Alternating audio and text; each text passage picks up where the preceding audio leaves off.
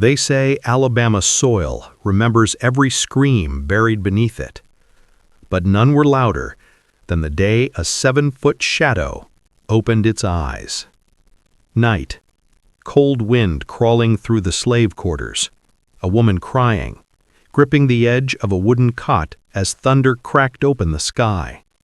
Her name was Miriam, tiny, quiet, broken long before this night. But the child she carried, he was something the elders whispered about, a child born heavy, born late, born under a curse. The midwife stepped back when she saw the size of the infant. Too big, too silent, too still. Then, a roar. Not a cry, a roar that made lantern flames tremble. That was the moment the curse began. They named him Samson, not after the saint, but after the warning. Because even as a baby, his hands looked like they were carved from stone. And when he turned 6, he lifted a mule cart by himself. The overseers told the master. The master smiled. Strength meant profit. Strength meant control. But Samson wasn't a tool. He was a fuse waiting to burn. At 9, he shoved an older boy during a fight. Not hard, just annoyed. The boy flew 6 feet and broke his shoulder. That night, the elders whispered louder. This boy ain't natural. This boy came with a curse. This boy gonna bring blood. The plantation owner didn't care. He ordered Samson to work with grown men, plowing, dragging logs, lifting boulders, tasks that normally took 3. Samson did alone. By 13, he stood taller than every man on the plantation. By 15, his fists were the size of dinner plates. By 16, even the dogs avoided him. The white overseers watched him with fear, not because he was violent, but because he wasn't. Calm men are unpredictable. Silent men are dangerous.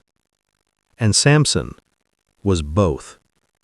But destiny doesn't stay quiet forever. It waits. It watches. It chooses its moment. And Samson's moment was only days away. A moment that would end with bones snapping like dry sticks. A moment that would stain the fields forever. A moment that would make Alabama whisper his name in fear. The first spine was about to break, and Samson hadn't even turned 20. They thought Samson feared the whip. They were wrong. It wasn't pain he carried. It was prophecy. Dawn crawled over the Alabama fields like a wounded beast. The air was cold, the shadows long, the fear familiar. Slaves lined up in silence, hands rough, eyes hollow. But one figure towered above them all. Samson, 17, 7'2" and still climbing, a walking omen stitched together with muscle and quiet rage. Overseers barked orders at the others, but they never barked at Samson. Not directly, not unless they wanted to feel their own voice tremble. Samson obeyed, but not like a slave, more like a storm biding its time, waiting for the right wind, the right crack, the right night. That scared them more than rebellion ever could. He pulled a plow built for 2 mules. Metal groaned, chains rattled, earth split like wet paper beneath his steps. Visitors came from neighboring counties just to see him, the giant slave, the devil's child, the curse of Alabama. One visitor made a mistake. He grabbed Samson's arm and laughed. Samson pulled away, slow, controlled, final. The man stumbled back, red with embarrassment, Powerful men don't forget humiliation. They weaponize it. That night he whispered to Overseer Briggs, "Break him." Briggs had wanted this moment for years. He hated Samson's strength, hated his silence, hated that the whip never made him scream. A full moon lit the sky when Briggs struck. 3 men with chains, 2 with torches, all afraid. Samson didn't fight, didn't plead, didn't blink. They tied him to the whipping post. The rope strained against his size. Briggs stepped forward with a grin born from cruelty. "This time, boy," he hissed, "you'll scream." The whip cracked, skin split, blood slid slowly down his back. But Samson stood still, breathing like stone, eyes cold, heart quiet. Crack, crack, crack. 10 lashes. No scream, no flinch, not even a curse. And that was the moment something ancient stirred inside him, something the elders feared, something Briggs should have run from, because the man with the whip was about to become the first spine Samson ever shattered. If you want next, make sure to like, share, comment, and subscribe so you don't miss the next. The night Briggs took up the whip, he didn't know he had already dug his own grave.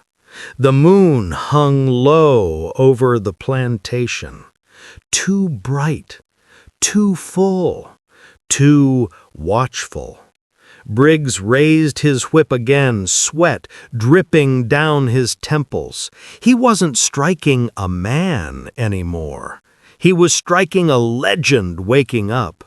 Samson stood tied to the post, bleeding, silent, breathing like an animal waiting for the cage to break. The other slaves watched from the shadows. Some prayed, some cried, some whispered, "It begins tonight." Briggs swung harder, each crack echoing across the fields like bones snapping underground. Then, on the 15th strike, Samson looked up, not with anger, with clarity, with something colder than rage, something that made Briggs step back without meaning to. For the first time, Samson pulled on the ropes, not gently, not testing, but claiming. Wood creaked, posts bent, the ground itself seemed to hesitate. And then, with a low, thunderous growl, he tore the restraints apart. The sound wasn't loud, it was worse, it was final. Briggs froze, the whip hanging from his hand like a dead snake. Torches flickered, shadows trembled, even the night wind seemed to run. Samson took a single step forward. Just one. But it made Briggs stumble backward like a child. "Stay back!" he shouted, voice cracking. No one listened, not even his own lungs. Samson didn't speak. He never did. He simply walked, slow, heavy, inevitable. Briggs swung the whip out of desperation. It wrapped around Samson's arm. Useless. Samson pulled. Briggs flew forward, crashing into the dirt. His ribs cracked like brittle wood. The other overseers ran. Briggs crawled. Samson followed, a shadow swallowing a scream. Briggs tried to stand, failed. Tried to breathe, failed. Tried to outrun destiny, impossible. Samson reached down, his hand closed around the overseer's collar, lifted him like a sack of corn. Briggs kicked, begged, choked on his own fear, but Samson wasn't listening. His curse was listening. And with one brutal twist, a sound split the air, wet, Sharp, unavoidable. The first spine snapped. Briggs went limp. The moon looked away, and Alabama gained a nightmare. The giant had awakened. If you want next, make sure to like, share, comment, and subscribe so you don't miss the next. Briggs's spine snapped in the dirt. But the real terror began when the plantation realized Samson wasn't done. The body lay twisted under the moonlight, silent, bent, wrong. The slaves watched from behind the cabins, hands over their mouths, eyes wide with horror and hope tangled together. They had seen beatings, they had seen killings, they had seen evil. But they had never seen a man break an overseer with one hand. Samson stood over Briggs's corpse, breathing slow, breathing deep, breathing like something enormous had finally exhaled after years of being held inside him.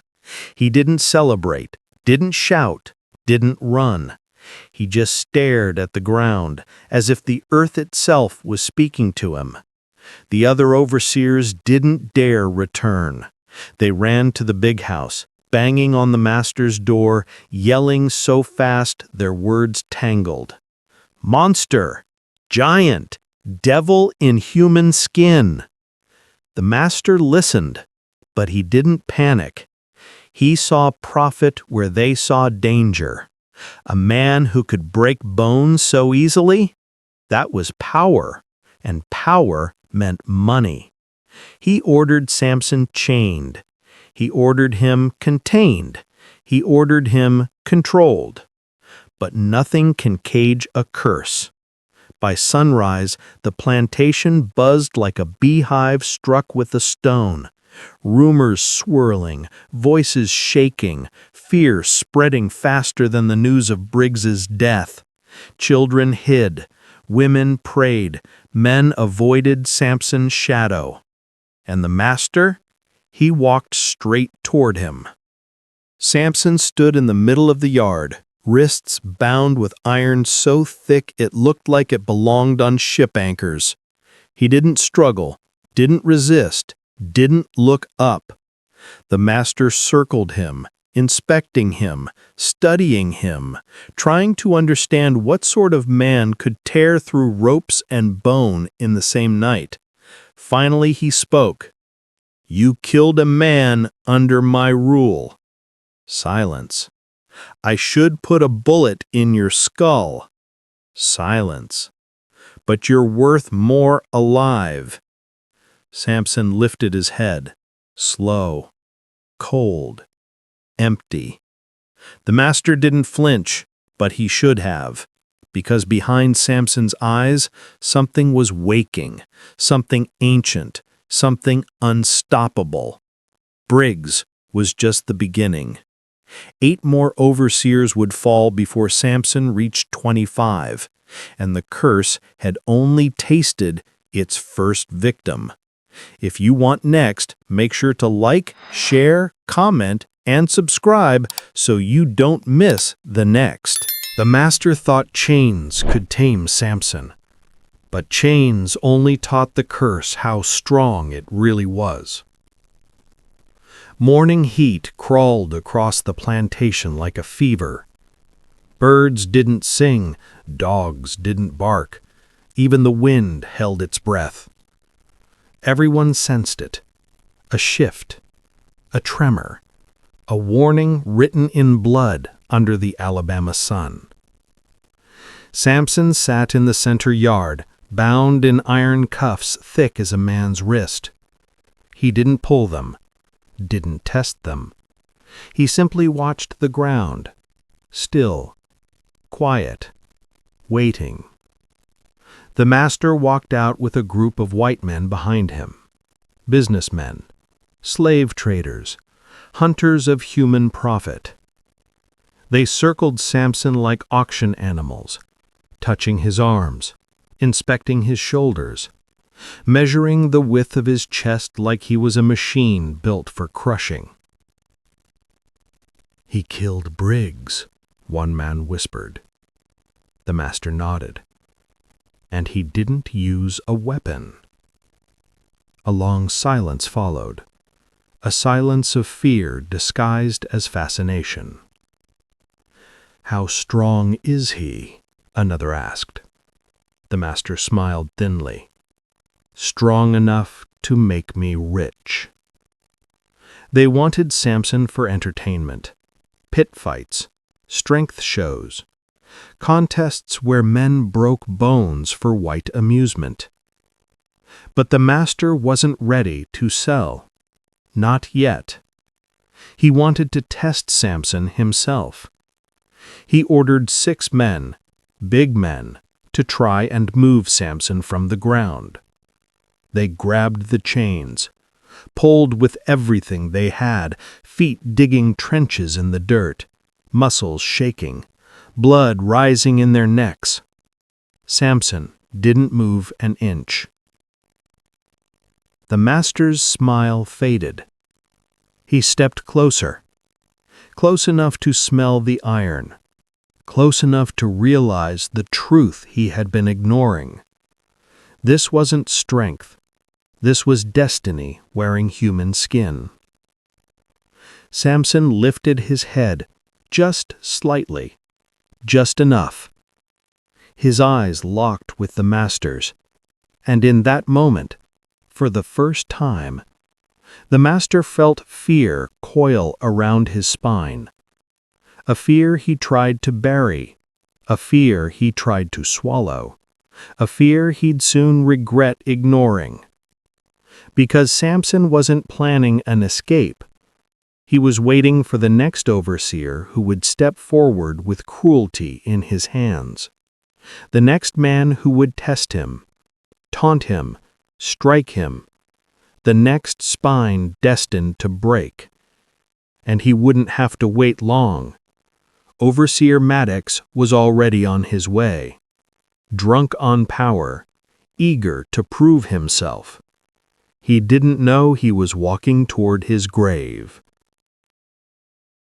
If you want next, make sure to like, share, comment, and subscribe so you don't miss the next.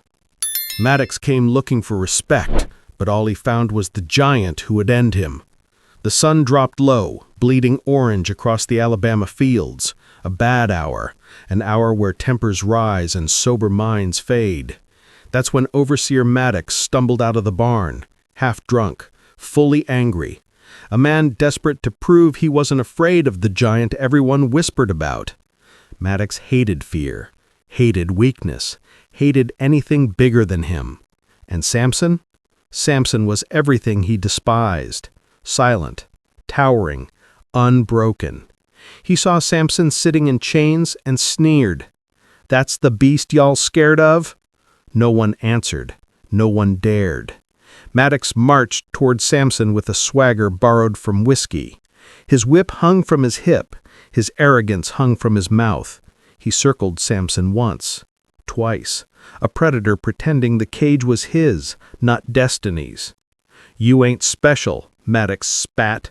"Just tall, just stupid, just lucky Briggs was older than dirt." Samson didn't move, didn't blink, didn't acknowledge the buzzing fly in front of him. Maddox hated being ignored. It stoked something dark in him. He grabbed Samson's jaw, hard, reckless, fatal. "Look at me when I speak to you." Samson slowly lifted his eyes, cold, ancient, unimpressed. And Maddox felt something he'd never admit. A tremor, a chill, a flash of instinct telling him to run. He ignored it. Pride always kills faster than fists. Maddox swung the whip across Samson's face. The crack echoed like a gunshot. Slaves gasped. The earth seemed to hold still. Samson didn't react. Not a flinch, not a breath, not a single sign of pain. Maddox swung again. Harder. Again. Harder. Again. Harder. Blood trickled. Iron clanged. Samson's jaw tightened. And that was the moment Maddox doomed himself, because on the fifth strike, Samson stood up. Chain screamed, metal bent, links popped like corn in fire. Maddox stumbled back, dropping the whip. His drunk confidence evaporated. Samson stepped forward. One step, then another. A giant shaking off years of silence. Move back, Maddox croaked. No one moved. No one breathed. Samson grabbed the shattered chain hanging from his wrist, wrapped it around his fist. Fist became iron. Iron became judgment. And when he swung, the sound was worse than Briggs. Wet, deep, final. Maddox dropped, neck twisted, eyes frozen open. Samson had claimed his second spine, and Alabama had begun counting. If you want next, make sure to like, share, comment, and subscribe so you don't miss the next Maddox. 2 overseers down. And the master finally realized he wasn't raising a worker. He was raising a rebellion in human form. Night settled heavy over the plantation, too quiet, too still, a silence shaped by fear. Word of Maddox's broken neck spread faster than fire in dry grass. Children whispered it. Women prayed over it. Men stared at Samson like he was something holy or something cursed. Samson didn't hide. He didn't run. He just stood in the yard, breathing slow, eyes cold, as if the killings hadn't shaken him at all. And maybe they hadn't. Maybe the curse inside him had simply taken another step toward its purpose. The master stormed out of the big house, face pale, hands shaking, pride cracked down the middle. Where most men saw a giant, he now saw a threat. A storm he couldn't contain, a force he couldn't sell, a legend he couldn't bury. He ordered Samson surrounded. 10 men, armed, terrified, guns aimed at the giant's chest. Samson didn't raise his hands, didn't speak, didn't blink. He let them circle him like ants around a wildfire. The master stepped forward, voice trembling with rage. "You think you can kill my overseers and walk free?" Samson stared at him, unwavering, unshaken, unimpressed. "You belong to me," the master said, louder this time. "You hear me? You belong to—" He didn't finish. A shout cut through the yard. "Master, riders coming!" Everyone turned. Lanterns swung. Hooves thundered across the dirt road, dust clouds rising like ghosts, chasing the living. It was the slave patrol. Dozens of armed men, rifles on shoulders, ropes at their belts, hate in their eyes. They weren't coming to question Samson. They were coming to end him, end the curse, end the giant, before he broke Alabama in half. Samson watched them ride in, calm, still, like a man welcoming the battle he'd been born for. The patrol captain pointed at Samson. "That the giant?" The master nodded. "He killed 2 overseers." The captain smirked. "Then we'll kill him slow." The slaves behind the cabins held their breath because they knew something the patrol didn't. Samson's curse didn't fear bullets. It attracted violence. It fed on cruelty. It grew stronger with each man who thought he could break him. The third spine was coming, and the patrol had just delivered it to his feet. The shadow in the room wasn't just a trick of the light. It was a warning. And warnings in Alabama weren't meant to be ignored. Rain had stopped, but the silence hung like a noose. Alex froze at the doorway, heart pounding, breath catching. The room in front of him wasn't empty. A chair rocked slowly, back and forth, like someone had just stood. Air thickened, cold enough to bite, heavy enough to crush. Alex whispered, "Who's here?" No answer, only the soft creak of the chair, moving by itself. Then a shadow appeared on the wall. Tall, crooked, wrong. It stretched across the floor, pointing directly at him. Alex's body froze. The shadow wasn't his. His voice cracked. "Show yourself!" Silence. Then, a whisper right behind his ear. "I already have." He spun around. Nothing. No one. But the shadow moved. Slow. Deliberate. Like it had life of its own. Alex stumbled back. The door slammed shut, hard. The house shivered. The shadow grew longer, darker, creeping toward him. Alex tried to scream. Air vanished. His lungs betrayed him. He fell to his knees, hands shaking, eyes wide, heart racing. The shadow stopped inches away, paused, silent, then whispered inside his head, "You should have left when I warned you." The walls seemed to bend, the room dimmed, reality twisted. Alex understood. The shadow didn't want to scare him. It wanted him, claimed him, and once claimed, there was no return. If you want next, make sure to like, share, comment, and subscribe so you don't miss the next. The giant had taken 2 spines, and now the world was about to test the curse itself. Morning broke slow over the Alabama fields. Thick fog crawled across the ground, carrying whispers, carrying dread.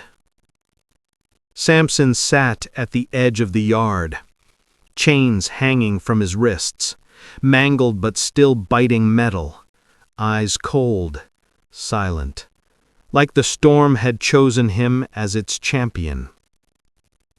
The master stormed out of the house, face pale, jaw tight, fear crawling up his throat. "Samson," he barked, "chains or no chains, you belong to me!" Samson lifted his head, slow, intentional, every muscle coiled, every breath a promise.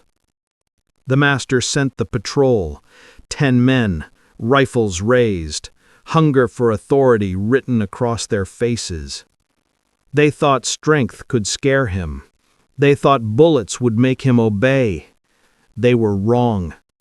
Samson stood, chains dangling like broken promises, muscles flexing. He didn't move fast. He moved like inevitability. The patrol fired. Bullets whistled through the air. Slaves screamed. Metal rang against metal. Not a single bullet touched him. Not a single one slowed him. Step by step, he advanced. Every shot missed. Every command ignored. Every fear shattered. Overseers tried to surround him. He grabbed the nearest man, lifted him as if he weighed nothing. Spine snapped. A wet, final sound. Another fell. Another. And the third, thrown into the mud like a broken doll. The master tried to intervene, sword in hand, shouting orders, sweat streaking his face. Samson turned. One look, cold enough to freeze fire, and the master froze. The patrol scattered, men screaming, fleeing, some never looked back. By sunset, 3 more overseers lay broken, bones shattered, flesh bruised. Alabama fields claimed by fear. Samson stood alone, silent, watching, breathing like a storm ready to sweep the entire land.